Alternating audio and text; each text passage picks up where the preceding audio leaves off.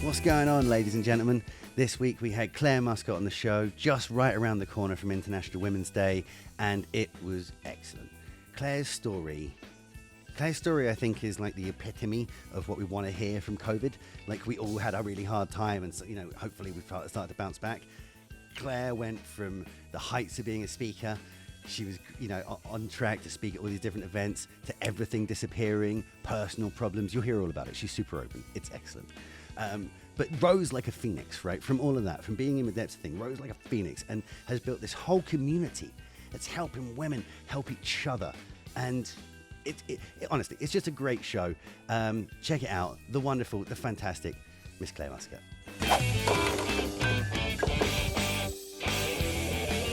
And we are live! Welcome back to another episode of The Jaylee Show. Each week we sit down with different people from all over the world and talk about marketing, sales, what's going on with them, and genuinely how they've been. So this is an episode that we've had on the cards for ages, and I've been really waiting for it to happen, because this week we have the lovely, the wonderful Miss Clare Muscutt. How are you? What an introduction. For anyone who has just signed in, I was just watching all the dancing in the background. That is a cold start to a podcast. So, Clare, for the people out there who haven't already followed you, firstly, naughty, you should be, because Clare's got great content going out. But tell the people a little bit about yourself.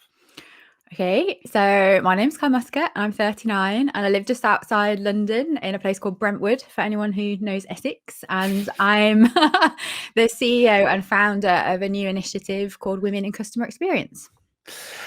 And the new initiative is something we're going to jump into as well, right? So obviously last year was a big change for everyone. I know that, I've been connected for quite some time. And last year was a big old year with a lot of changes. How was it for you? Oh, God. So I suppose that we're in February now, aren't we? It's almost a year since it all began. So yeah, this time last year, I was a very successful consultant and international keynote speaker, and I was about to publish my first book.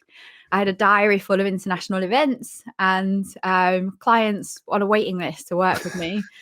And then when the pandemic hit, all the events got cancelled, my diary emptied, all the clients that I had put all the projects on hold. Yeah. And in my personal life, my relationship ended, my housemate moved out. So I basically ended up completely alone with no business, no one around, living in an area where I don't know anybody. And how long did that happen over, like a period of like a couple of months? Well, between March and May, that was the time where, and I think, like a lot of people, I felt incredibly depressed by the situation, and my mental health went off the cliff, basically. But it led me to where I am today, which I think is a great kind of story about rising from the ashes of the most difficult time in my life. And I think it's an important story right now as well, because we've all hit those challenges. We've all been in a terrible place. I remember March to May, same thing. Everyone kind of tried to keep piling through as the world continuously kicked them in the nether regions, and just wasn't really possible to keep yourself up. And then that's a whole bunch of stuff. So everything fell to pieces. We're in May. There's a flaming wreck where your consultancy businesses used to be. It's pretty good way of describing it. So I needed connection at the time. I live in an area, like I said, I don't know anybody. I just moved back to sell this house from living in central London and being surrounded by friends. So I just one day thought, there was all these women that I know on Instagram who we like and comment on each other's stuff all the time, and we shout, cheer each other's stories, but I've never actually spoken to them. So I started messaging them and said, do you fancy hanging out on Zoom and just having a conversation about how things are going? And I was surprised by how many of them said, yes, I'd love to. And basically that's how everything started. So in these conversations with women, we weren't just talking about customer experience, which was the area of interest that united us. We were talking about the difficulties we were experiencing through a pandemic, but also started sharing like our life stories, and found that we just had so much common experience that was shared in many different ways. And the next kind of step that took us to was me going, okay, I've got no work on. I've always had this dream of doing something for women, especially in my industry, because I recognise that we're underrepresented when it comes to the big jobs and in a big way, yeah, sure. and the high profile. And I said to these women, what would you think about having that conversation on a podcast? And bearing in mind, we talked about racism, divorce, homophobia, some really big topics. And they were like, go on then. And I started podcasting actually when I had a conversation with a guy that I've met through Instagram, and I was like, how do I get this podcast going? And he was like, Claire, just do 5 Instagram lives at 5 every day for a week, and do it with people you know, so you feel safe.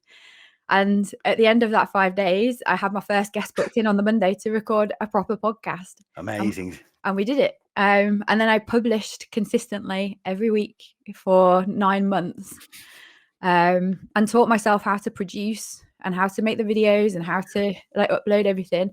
And the feedback was incredible. So all these women reaching out to me going, can I have a chat with you on Zoom? Like I'd reached out in the first place. And I started connecting with women all over the world, and they became my guests. So the next logical conclusion to this was, well, how do I make this bigger and make it not broadcast? How do we make it really interactive? And that's led me to where we are today.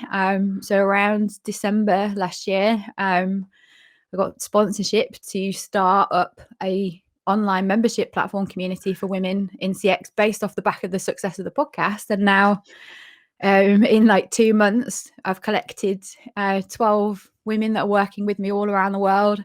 We just came out of our team meeting. So Canada, Russia, UAE, Georgia, UK, Thailand, South Africa, and Sweden. Oh, yeah.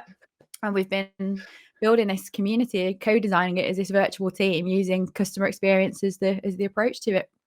And it's just fantastic. Like, because the community is already here. We are working together and collaborating and building something together that we're going to open the doors on International Women's Day on March the 8th to our next group of founding members. That is a very good date to start to drop that business. That's amazing. What I love about that is that's a 10-month trial by fire from everything's gone to hell in a handbasket from March up until December. We're sponsored, and we've got literally 3 months to then put something together which is going to launch or finish off putting this together as the next step. Incredible, absolutely incredible. So you said you started off with doing say 5 Insta lives, and then that became that. So what was that you kind of like breaking the seal, loosening your tongue a little bit just to like, this is I'm doing it? Well, it was weird because as an international keynote speaker who was very comfortable standing on stage in front of thousands of people, I couldn't stand looking at myself on camera and doing the interviews, and it filled me with dread. So even that transition from going from like speaking at publicly to then doing webinars and trying to like convert that in real life experience as a speaker to doing it online, I struggled. It was hard as I just couldn't do it like initially. So the 5 lives at 5 were breaking the seal on something that absolutely petrified me. So like big thanks to people like Leah Turner, who came on my Instagram show and let me practice on her. And we did these 5 lives at 5s. And again, we were talking about the stories of these women during a pandemic and their experience of becoming their true authentic selves, and the inspiration that I got and the audience got from it gave me the confidence to go, there's something in this, and I need to bite the bullet and not let my own fear get in the way of bringing these conversations to the world that mean so much to all the people out there that were feeling lonely and isolated and have experienced a lot of the topics that we talk about on the show. So if you want to try and you're scared, do live at 5 on Instagram. You can't get out of it if it's live. Are you telling me? I mean, I know you've had a stupidly early morning, and so have I. We were both sat like this before the show. All right, okie right. It was me rushing off to put blusher on and you having coffee. I literally had to go and put blusher on because I was so pale. But it's just such an inspiring and incredible journey. Now, you're talking about CX. That was the kind of common thread which started all these conversations and and where everything got together. What is CX for those of us who are uninformed? Oh God, it's so funny. I was writing a blog about this morning because that is the most searched term when it comes to customer experience. What is it? So I could give you like a textbook answer about it being every moment of interaction the customer has with a brand or business, and it's subjectively evaluated based on their perception of it. But that's part of the problem with CX, that it's just very intellectualized and overcomplicated. So I'd say as a practice, it's basically a customer's experience is the outcome of everything you do as a business. And either the stuff you do has thought about humans and the interactions they have with you, or it hasn't. And a customer's experience of the outcome, or the outcome they receive of your product or service, the way that you can design that to work for them is CX in practice. Wonderful. Taking more into consideration than just like, let's get the a sale. That's all I want the client to do, is get from A to B, and that is their experience. Because most of the time, or well, a large percentage of the time, it won't be.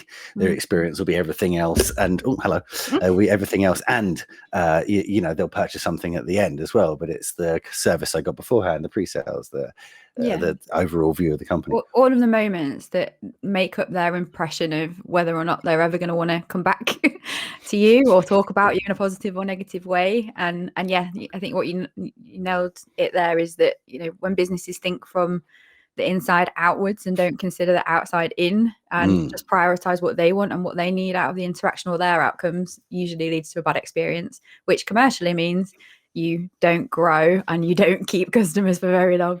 Of course, yeah, and then they go and find somewhere else.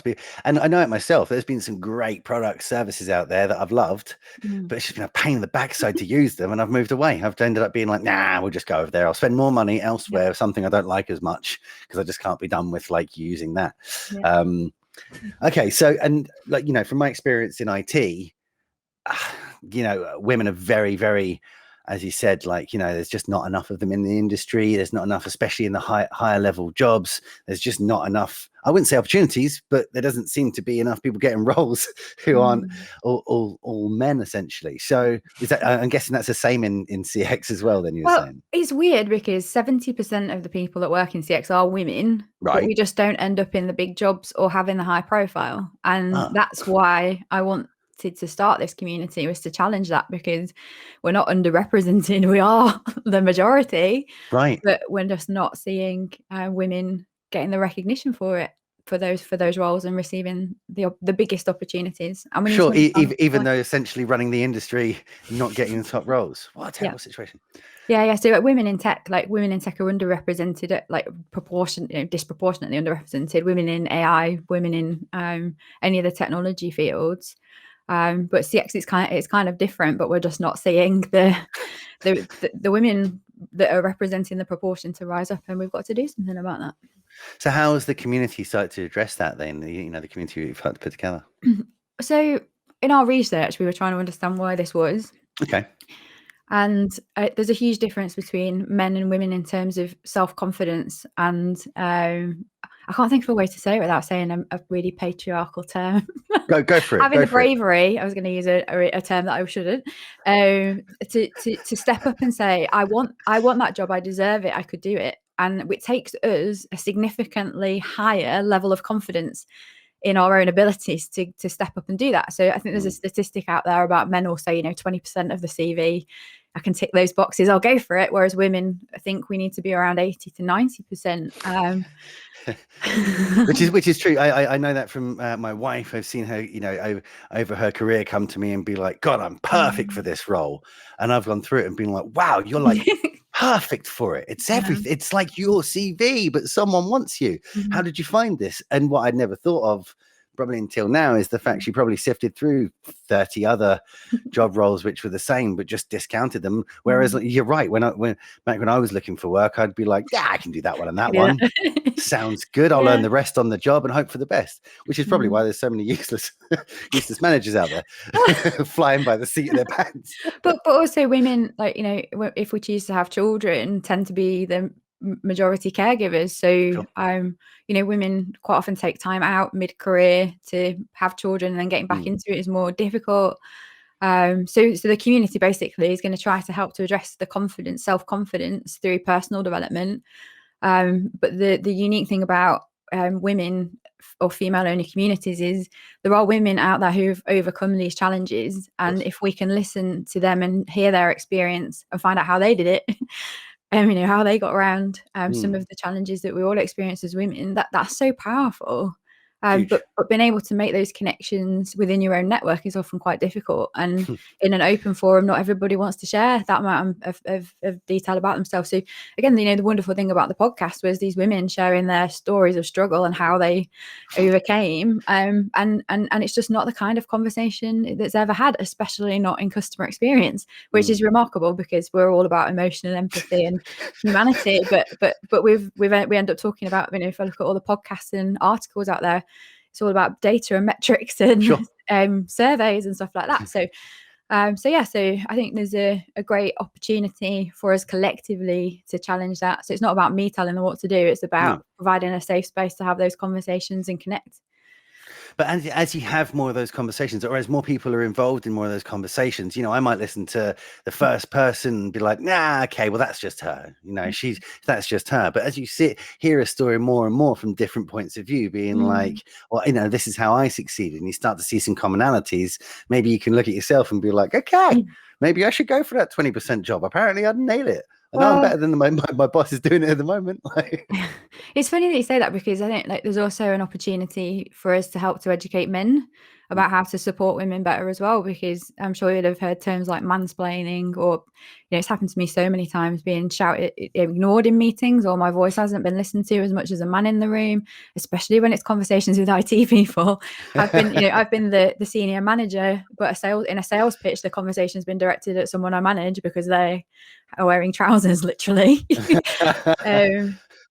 But also like the allyship of, we can't do this on our own. It can't be like excluding men and just having this women's group and we're all just, conquering these glass ceilings together. There's also a role for allies to help and to support our agenda as well. And I'm absolutely thrilled that so many men in our industry have said, yep, sign me up to be an ally and we'll join your faculty and we'll help with this agenda as well.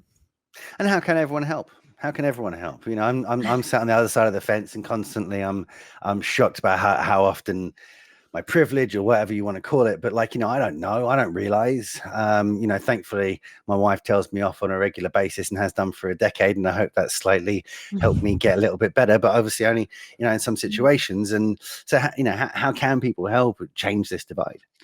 So I guess I could say it from my perspective. Yeah, I'm only, exactly. Not let's change the world right now, Claire, but from your point of view. Well, no, I'm just going to share my personal view of what's called intersectional feminism. So as a woman, I can talk about the challenges I experienced due to gender. Sure. But when the intersections of feminism helped me to arrive at understanding women who are experiencing challenges that I never would. So as a white woman, I don't frequently experience racism. My sisters in CX do. Sure. Homophobia, disability challenges. So what I did personally was seek out women to connect with and understand and learn and educate myself around issues and challenges that other people experience. And I think it's 100%, listening and caring is the best starting point for anybody in wanting to challenge a systemic problem or heal a social wound. And just because it doesn't affect you directly doesn't mean you shouldn't be interested, or one shouldn't be interested in trying to support that. So maybe there's like intersectional gentlemanism. You're not a female, but you can look at it in a similar way. Exactly. Well, and also, what you're saying there is so true. The listening is so important, but creating a space, Claire, where it's safe and open and you get a chance to listen, as someone sat on the other side of this argument and maybe not knowing. We're not arguing. Yeah, exactly. Right. Well, you're absolutely right. And there you go, straight away. But sat on the other side of this debate, wrong term. I'm never going to use the term. Sat on the other side. Not experiencing the challenges that I experience as a woman. Sat here wearing trousers. You're absolutely right. There you go. I'm wearing jogging bottoms. Damn, so am I. See, there's equality everywhere. No, but creating a safe space, creating somewhere where you can come there and listen and have the opportunity to. And it's not an ear bashing. It's not a kicking. It's not, everyone's done wrong. It's my experience is this. And that's, the way I've always learned is anecdotally. from anybody. I've Mm. learned, tech, I've learned experience, emotional IQ, whatever. I've always learned from someone being like, so I did this and it didn't go right. And I go, okay, they did that and they did that, And so I think it's just so powerful that you've managed to do this, especially during a time when so many were struggling. And so, no matter where you're from or what group you rely on, like we're all having a hard time and we didn't know where to go. And having a space that is like, as you said beforehand, CX was the kind of thread which held everyone together, but actually there's a much bigger conversation to be had here. And just by getting people in, I just think it's an incredible thing you've done. Thank you. It means a lot. I need to hear that today. I'm so tired. Well, sometimes when you're pushing through onto the 8th hour and it's only sort of 2 o'clock. So the launch is happening on International Women's Day. Did you say it's the 8th of March this year? 8th of March this year, yeah. International Fantastic. Women's Day. And what is the launch? So what's gonna happen? How much can you tell us as well? Oh yeah, no, fine. So we're gonna have 2 events, one at 9 a.m. and one at 5 p.m. because we are already a global community. So making sure we align with time zones. And at the event, we're gonna introduce the women who are already interested in becoming members to talk about our mission, our vision, our values. And then we're going to demonstrate the platform we've built. So a bit of a product demo, but just to show them what it looks like on desktop and mobile. And then we're going to explain what the membership proposition is. So outlining what we're actually going to be doing in this community. So we're doing, and okay, it's no secret, but we're doing things like TED style talks on CX from leading disruptive thinkers. So we all recognize that there's a lot of shared opinion and there aren't many challenges to it. And as a result, CX isn't progressing. So we've got a role to do that CX part. We're going to do things like networking events in Zoom rooms and enabling women to discuss challenges and topics, things like masterminds, panel debates. But the most interesting thing is we're going to let our community teach us what they want to know about. So we're not going in with a fixed program. We're going to listen and understand what they need from us. And as I said, personal and professional development. So webinars could be on CX if that's what they want. But actually, in the research that we've done so far, we've got this big quant study out at the moment. It's, the softer skills, things like confidence, things like personal branding, things like social media that will help to elevate all that kind of thing. So the launch event will explain all that. And for anyone who's listening already, like this is it. This is your dry run through. This is your live at 5 for the It is, isn't it? Give us a thumbs up in the chat if that sounds good. And then we're going to do like a sample basically of that experience of what it will be like to be part of the community. So breaking out into rooms and asking them about a topic, and they're going to get to discuss it and bring it back and share it. We've only got an hour, so hopefully by then the ones that want to carry on with us, we're going to say we're first 20 founding members. We're going to be doing this in an agile way. So we test the product and learn with you. And then we're going to grow it kind of organically, 20 by 20, as we ensure that we've got something that's super compelling, super awesome member experience. Actually adding value. Adding a huge amount of value. And like, talking to the guy from who was our first investor who gave us sponsorship. He works for was a startup. It's now scaled in America called Officium Labs. He's imagining like 17,000 members in like the near future. I was thinking if I get to 200, I'd be really happy. So for the founding members, it's an awesome opportunity to shape this platform and shape this community for women, but also to shape the future of customer experience. So our wait list, actually, we have not even really promoted it, and we've got 30 people on it today. and 70 people registered to come to the launch event. So but what I love, I think promoted it. So a couple of posts. I think that's a testament because of what you said earlier. It's the organicness of this. This started because you were like, hey, I needed it.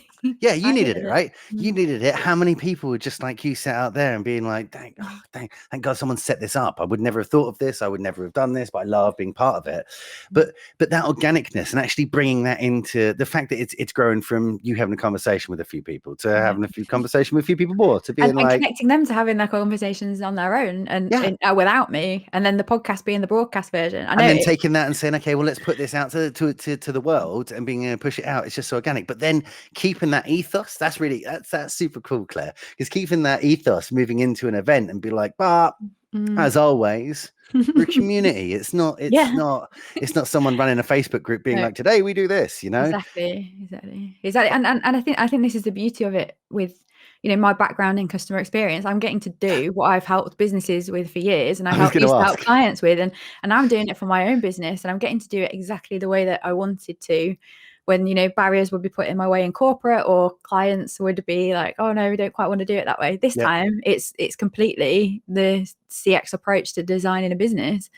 So I'm so excited to be able to show, the results of, not just, my own results of, I started this business and this is what happened when it was purpose driven with the member at the heart of it. And we followed the right approach to listening and learning it with agility. Like, I'm hoping that, 17,000 members one day, there's going to be a real evidence-based case for why CX is so important. That's the incredible thing is essentially like, you started from, I just loved how you said it. This little thread that held us together was CX. Like, we're all just kind of sat in the same space, but there's so many conversations, and that can almost go in a full massive circle by the end of it, where you can go from people talking about maybe the challenges or, things happening in the industry which should be changed, to getting to the point to actually being such a big voice that you're changing things and helping move CX in a different way. And that's a very exciting prospect.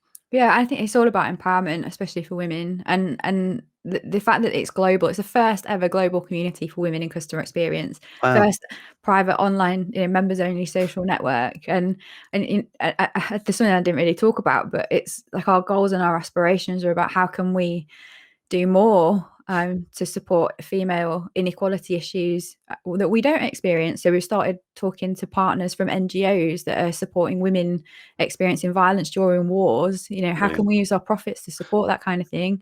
One of our founding members, my cat's arrived, Mandisa, hopefully she's watching, comes from the townships of South Africa, and her drive and determination to support and empower women through customer experience in that local region. By having her on board as a founding member, we're going to give her a circle for Africa. She's going to be able to be empowered to empower women on a huge scale. And yeah, it was mind-blowing to be, the founder of this, but it is a community that is going to be, the power of it, and it isn't in me, it's in the membership, and it's in collaboration and the members supporting one another and making those connections. And yeah, I just can't believe in less than a year it's gone from, sitting at home crying because I'd lost everything to fulfilling my purpose. Like, and I've got a little tear in my eye, but I feel like I found what I was put on earth to do, and it wouldn't have happened if I hadn't lost it all. But what an incredible thing. And like you say, get to the point where you have to, like, I'm not, this is miserable. I'm going to go and do something. And what can I do right now? I'm going to go and do what I know and talk to some people about what I know and just start it off. But so as much as, it is about the community, it is about, the empowerment essentially that you're all giving each other and you're letting it grow. You are the founder of something which is clearly spinning violently out of control. No, I'm kidding. But no, it's not like that at 4 a.m. this morning.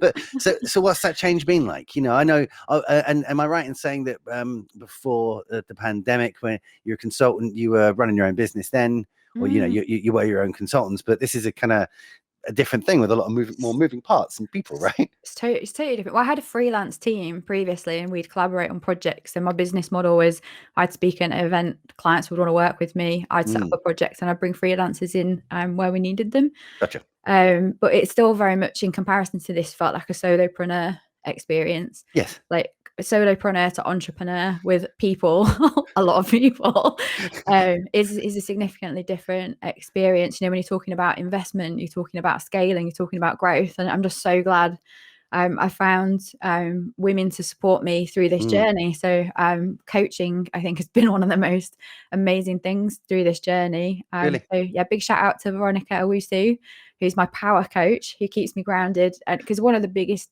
difficulties I'm having at the moment is just taking care of myself. Because that purpose, that drive to do everything, dangerous.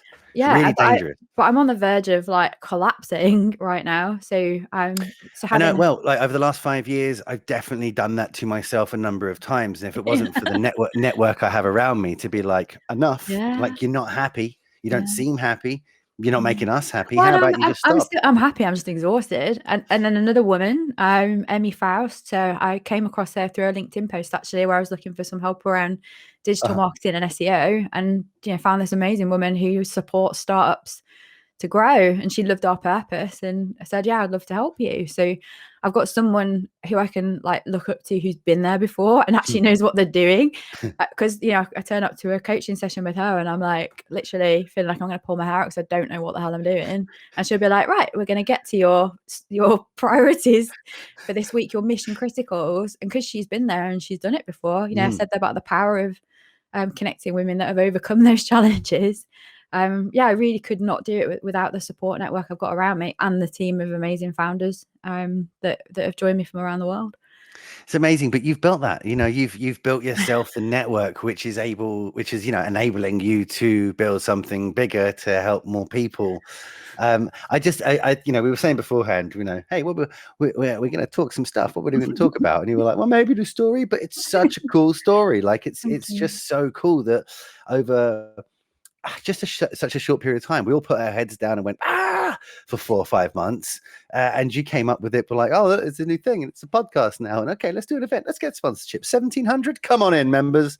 And I just love that. It's just been fantastic to kind of watch it and listen to. Thank you. So kickoff happens then, and then what's it like you say, you're talking about a scale, potential scale of bringing on 20 at a time, 20 by 20 by 20 by 20. It seems like it could get real big real quick. Yeah. But there must be some great plans for the future. If you've managed to achieve this behemoth in 10 months, what's the plans you got? I haven't, and I guess what I learned from the last year. No, I'm genuinely sincerely saying that, because I got here because life unfolded in front of me, and I made the choices as they arrived. So, my commitment to this community is that we're going to learn as we go and grow in the direction that we need to grow in. So I don't have grand plans. If we can get to 200 members, it will mean that it's not at my own expense to make it work with, employing the people and community managers and creating all this awesome content. But beyond that, I haven't got any aspirations. Just as many women as we can reach that we can help. And we'll just see how it goes. I mean, you don't need, many aspirations when the one you have is so killer as well. But and what I love about what you've been talking about is purpose, right? I have recently rediscovered the meaning of purpose, and not in a grandstanding way, but with regards to business and how and how that kind of sits within us. And unfortunately, that has then bled into a grandstanding way in my life as well. But it feels like you have a very clear purpose. And, when I say that, it's not a mission statement. It's not as anything as like that, but understanding what we want to achieve as this group, as a community or whatever, seems to be what's driving everything forward and, helping get such momentum. So how did you come around to that purpose? I think it's sometimes you only ever find it when you've got nothing left.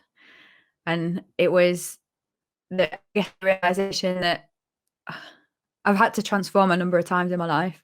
Once when I left corporate because I was the big job in the city, and when I decided to leave that, I had to reinvent myself for who I was. And when I started my own business and I managed to get 6 figures in 6 months, I was back in the same place again. Oh, look at me, I'm flying around the world and doing all these amazing things. But when it got taken away, I was left in that place again of, shit, who am I? And what is my pet? It's not actually funny. It was awful. Yeah, no, but thankfully it's been such a success story afterwards. We can have half a giggle at it now, right? Oh yeah, yeah. I like the fact that you giggle a lot. But it's more like, okay, so when you've got nothing, you can build from the ground again. And like I say, working with people like Veronica as my coach helped me to really establish what my purpose and my values are. And I've always had the same values. I guess they've just become amplified now with having the correct mission to use them for, because being driven by being in service of others has always been something important to me, but there's a limitation to how much you can be in service of others when you're a consultant or a keynote speaker. Sure. But when you're a community builder, the door is wide open for you to be able to deliver that purpose every single day. So I think it's about it isn't a statement that I have on the wall. I just know because I felt it, the impact that I've personally had through having a podcast and providing this platform means more to me than any zeros I've ever had on a paycheck or Amazing. any number of people that I've ever managed. And when I was younger, that's what I thought life was all about. It was about the material things, and for me, I know now it isn't. But the status, the flying around, like I know it well. Like you get so caught up in it. And Yeah. I remember being in corporate, and in fact, I'm just doing a video at the moment because Tony, you met him earlier. You Oh. bet me to lose weight, and I've lost some weight over the last few years. Oh, But congratulations. thank you very much. But I found this last suit I bought, the last fancy pants suit, and not only does it look like a before and after on a Subway advert or something like that, but I was just looking at it and being like, huh. I thought a suit made you really, really successful and like super business cool. And then I started wearing tracky Bs and wearing hooky T-shirts with holes in them all the time. And now I've started really enjoying what I do, and we make more money and it's easier and I love it a lot more. But at one time I loved that. I loved the whole suit and the, turn up with the shiniest shoes. Like, oh God, that makes me sick now. Is it like shiny pointy shoes? I'm just imagining the city boys that I used to like run into in London. Well, that's the thing is, and they were right, but I was always in a punk band. I was always in a punk band. Cool. Yeah, Tony's a singer. We're called the Brass Scouts. Who are you? And so I would always be wearing like biker boots and stuff, and get a load of shite from it, and be like, no, this is suits. But I can even look back there and see there were shades of me not loving that life, but I thought it was the thing. And I know what you mean. It's so easy to get caught up in like, this is me. I'm a high flying business person. I go here, I do this. But is that you? Yeah, and that kind of saying a suit as in like a physical suit. I feel like with the pandemic, I was wearing like a person suit, not in some kind of like psycho killer way. Sure. But, I'm scared. But like, yeah, the whole kind of like thinking that I was, being like quite, having a presence on social media and like playing that role, but I didn't know I was doing it. It wasn't a conscious thing. It was just I was living up to what I thought the world wanted me to be. And when that all kind of went away, it was literally like unzip, let go, and then the real person got a chance to step forward, and I didn't have a choice really, to step out into the world as the authentic person that I wanted to be, doing something that I believed in, following my purpose. And everything that's come to me since then has been awesome. The people that have come into my life, the connections I've made, the friendships I've grown, and I say, right? like, my life, even though I'm sat, at home in an office on my own, and I haven't had a hug for months, I feel more loved and connected than I have in a very long time before the pandemic and having that flashy lifestyle. So, and isn't that just it's just, that's honestly, it's so incredible, and it's such a wonderful thing to listen to as well, because you do, everyone says you got to hit rock bottom to go, kind of go in a different direction. it's true. But you could live like, a happy life doing the corporate thing, thinking that that's the thing forever. My real thing is, I look back now and I don't really have that many friends. I don't have people I talk to on a regular basis from my previous industries. Yeah. I just don't. Whereas I got people that I don't work with anymore since we started this, that I still talk to on a regular basis and say hi, and like I made friends, like we're all singing from the same hymn sheet. Whereas beforehand, I think I was doing something. Yeah, no, I get that. And I think that the pandemic has been a really telling time for the people that you stayed connected with and you still talk to on a regular basis, that you aren't, I discovered anyway, that, you're not really friends with because you like clubbing or drinking or going out for posh meals, I think it stripped it back for a lot of people, but the people that have stuck with us, or the people we've come to know, I tell you what, like 4 of the people that I speak to most often, I'd never met before. I met them during 2020, or the women that I'm closest to now, I haven't been able to meet because of the pandemic, and we aren't able to travel. Mental. But it's crazy, right? But I feel more connected to them, even though I've never met them physically in person, than a lot of my friends that I don't see anymore, you know? It's amazing, isn't it? And that has been one of the real benefits, actually. I have to admit, like, one of the fantastic things about this lockdown is how many people I've managed to almost build a better relationship with. Like my friends I've got some friends, for instance, live in Essex, right? I just don't see them because I live on the other side of London. I live over in Surrey. So I just don't get to see them anymore as much. All of a sudden, I'm seeing them once a week. Yeah. These are 20-year-old friends of mine. Like, Yeah. I love their kids call me Uncle Mo.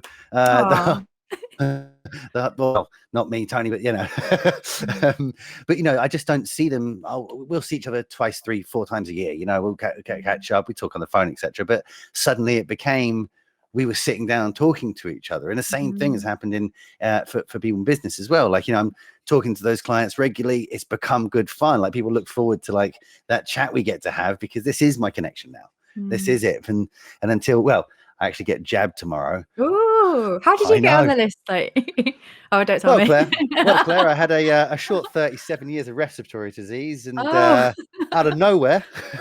Okay. Yeah. So I was just thinking, because my mum's like 70 and she's getting hers on Monday as well. Yeah. I'm in the same group because I've had such bad respiratory disease. I'm in the same group as a lot of 70 and 80-year-olds. Okay. And the same thing has been said by all my friends, like, you cheeky bastard. I was like, it's probably not the first time you've heard that comment then. I have been playing this game for 37 years and it's finally come up trumps. Yeah. True. Finally, you get to benefit from that's it. So in a small way. That's it. The idea of the concept, at the end of the tunnel, being able to see people, and I'm a big hugger. Like, get that back into life is an exciting concept. I'm just so glad I've got my cat, little Small. She's sat next to me, like, because obviously you can't have like physical contact with anyone. And I've got a horse, and I see him 3 times a week. I've like literally taken to like hugging this horse, like putting my arms around, but just feeling that like physical connection, like, albeit with an animal, is another heartbeat, another one pushing back at you. I hear you. It's true, because as humans, we're not supposed to be living this way in isolation. And I just can't wait to be able to just like hug and like air kiss. High five. High fives. High fives. I miss a good high five. I hear air kisses. Hello. And a hug. Yeah, sorry, we're getting off track here, but no, we're not. And when the world does open again, if you're up for it, I'd love to have you come back on. But we'll do one of these in the studio, so we can do all that high fiving and giggling and taking the mic and pointing and stuff. And it's even more of and I feel like me and you might just giggle for 15-20 minutes straight out of that. But that's good fun too. So if people want to find you, they want to connect with you, they haven't already, you've messed up already, I tells you. Where do they find you, Claire? That's so sweet of you. So LinkedIn, Clare Muscutt. Obviously, you can probably just click somewhere on a link right now to add me there. On Instagram at the CX Nomad. But for anyone who's interested in joining the Women in CX community, our website is www.womenincx.community. What a great URL. Couldn't be simpler. Womenincx.community. That's it. Easy peasy. Claire, thank you so much for coming. And everyone, thank you for watching. We'll see you in the next episode of The Daily Show. Take care. Bye. Bye.